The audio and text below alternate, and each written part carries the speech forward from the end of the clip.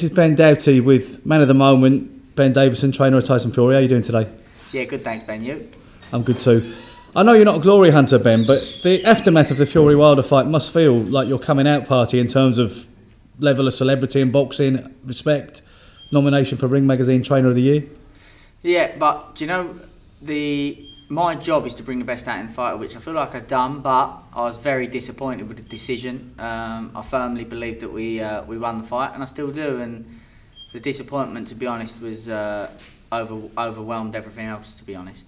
Really? So it was kind of a downbeat moment for you, because to me it felt, from a movie-esque point of view, like a perfect result, because Tyson was so vindicated. Like, if you'd have written it in a movie, you might have written it that way, because his stock rose so much. It did, yeah, but obviously we went there for the win. Do you know what I mean? We didn't go there for nothing else other than the win, and I feel like we done enough to get the win. So it was it's very disheartening not to to go through what that man's gone through, and to get to that point, and to climb himself up off the canvas, and to dig through what must have been going through his body physically, mentally, emotionally, not only during that fight, which was a hell of a lot, yeah, and would have took his toll on anybody, but for the past 14 months. To go through that, and for them to take that away from you when, you know, I think 90% of the boxing world feels we've done enough to win that fight, it's very disheartening, to be honest. And it can be disheartening for the youngsters coming through to think, well, or even fighters that get at that point to think, well, actually, do you know what, should I go over to America? Is boxing really, it looks corrupt, doesn't it? Do you think, I mean, we get it a lot, you know, crazy scorecards in boxing that don't seem justifiable. Do you think it's incompetence or corruption, chiefly? I don't know. Really, I heard somebody say, I can't remember who it was, but I heard somebody say about, Dave Colbert it was, about interviewing the judges after the event. Let them justify it. Let them justify it. I think that's a good idea, and I think that could prevent a lot of the corruption, whatever it is, going on. Yeah, two illustrious names in Ricky Hatton and Freddie Roach very much respected your primacy in the corner and did what they were paid to do. How did you feel about Freddie Roach's post-fight comments that with the right advice, Tyson could and should have knocked him out? Freddie's a Hall of Fame boxing trainer, so he'll have his own philosophy, and he's well entitled to his own opinion. But at the end of the day, I'm Tyson's trainer, and I've seen many times that people be ahead against Deontay Wilder, and complacency come in. Feel like we can start to up it a bit too soon, a bit too often, a bit too early, and they end up on their back like the rest of the 39 people. Which did actually happen, but unbelievably, perhaps he got up and came back hard. Naturally, because you think the opportunity's there, and you know, I've watched Deontay Wilder over and over. I must have watched 2 or 3 of his fights for about 6 months, every single day. So I feel like I know what he's going to do before he knows what he's going to do. I've watched him that much, and you know, I said to Tyson not to get greedy, not to get complacent. He got greedy for a moment, and look what happened. The man's got devastating power, and it showed. It looked to me like Wilder suddenly got this flash of inspiration that I'm going to stand off and let him come to me. Thinking he needs to put a seal on it. He does do that a little bit, Wilder. He does try to lure people in, and when you get a head-on collision, two forces meet, you get a bigger impact. So if you're stepping onto Wilder's shots and meet his force, he's going to put you to sleep for a week. Okay, Ben, in any case, post-mortems notwithstanding, what's done is done, and we look to the future. I'd see Tyson making noises last week that he wanted maybe a homecoming fight, just a marking time kind of fight, and then a rematch with Wilder. And then recently I've been hearing, somebody messaged me the other day saying they'd heard that the rematch was a done deal, it's just not been announced yet. I don't know what you're going to say, but I'm throwing it to you. Not a done deal, but they're in negotiations. The homecoming thing was if a deal can't be made, then we're not left without any other options, you know. There's plenty of ways that we can go, and at the end of the day, we're not in a position where we have to put a wrong right. We don't have to convince anybody. No. If anything, Wilder needs that fight because he needs to validate his status as a world champion.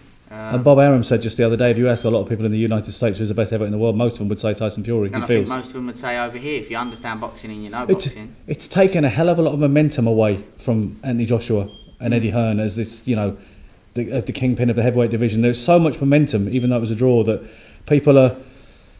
Eddie Hearn he said recently that Tyson Fury knows he can have that fight on April the 13th if he wants it. I mean, what's that all about? He sent an offer, he did send an offer over, but it's almost half, or pretty much is half of what the minimum guarantee would be for the Wilder rematch. Yes.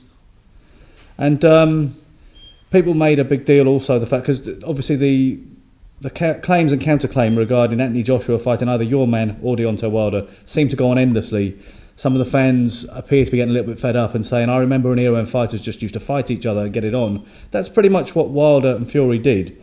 Do you feel that was just because they're both fighting men who wanted to get it on, or do you think that Wilder thought Fury was a faded force and it'd be a relatively easy night's work? No, I've got to give it to Deontay Wilder, because he went and fought Luis Ortiz when nobody wanted to fight Ortiz. He was game to fight Povetkin at the time that fight was supposed to be made, and he stepped up and fought Tyson.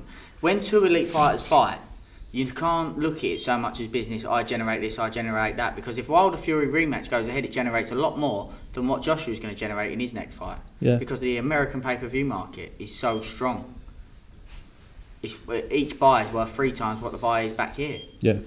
So if you do 500,000 in America, it's the equivalent to 1.5 million here. Plus, when you're in America, you get the UK pay-per-view market as well. Whereas when you have an event in the UK, you don't get the American market because of the time difference. We've got bigger stadiums perhaps here, or we tend to put them in bigger stadiums where we can sell a bit more live gate, but that's not the whole thing, is it? That's not what it boils down to. That's not where the money's made. The money's made on the pay-per-view market. But all that aside, what are they going to do after that? Oh, well, we generate more. We've generated more, so we want 60-40. The public could go mad again. So to get them fights done at elite level, it's 50-50. And that's the only way you're going to entertain it. That's the way it's going to be done, and the way it's got to be done. And the problem is, Joshua's had, and he's a very good fighter, don't get me wrong, but he's had a great matchup with Vladimir Klitschko. Give him that. That was a great matchup. Other than that, he's had good matchups. Povetkin, good matchup. Parker, good matchup. Dillian White, good matchup. Takam, so he's due for a great matchup. Tyson's had a great matchup against Vladimir Klitschko, a great matchup against Wilder. Wilder's had a great matchup against Ortiz, a great matchup against Tyson. And Joshua's due for a great matchup, but clearly not all three can be wrong in Dillian White, Deontay Wilder and Tyson Fury, with negotiations and not where they need to be. The public got this perception that that Joshua generates this Mayweather sort of money, but it's not the case. It doesn't. And if you generate what Mayweather generates, Mayweather never had a problem getting a fight, did he? Because 20% of what Mayweather earned, people are happy with. Yeah. But people aren't going to take. Joshua doesn't earn that much more to start offering 25s, 30%. I mean, the word is, I was seeing in the last couple of days that Dillian White was supposedly offered $4 million. Come on. You think that's a derisory offer? Yeah.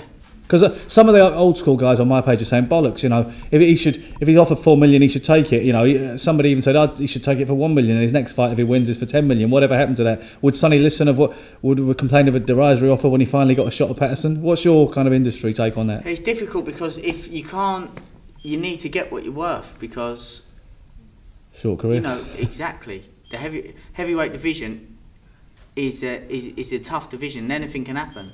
And what if he was to go get beat and he sold himself short? So, with Tyson, it would seem likely that Wilder will be next for him, the rematch. Potentially, negotiations are going on, but what I can say is I feel like they do want to fight.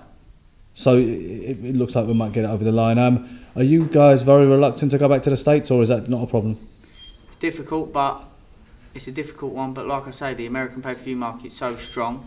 And you know what Tyson's like. If someone puts a challenge in front of him, he's going to take it as long as the terms are right.